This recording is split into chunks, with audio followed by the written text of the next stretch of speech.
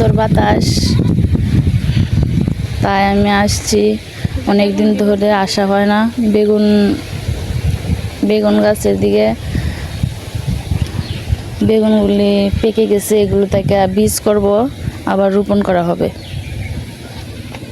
সবজির বাগান এখানে অনেক কিছু করা হয়, যেমন কুমড়া, চাল কুমড়া, কিন্তু বোমরা গর্ত করে দিছে।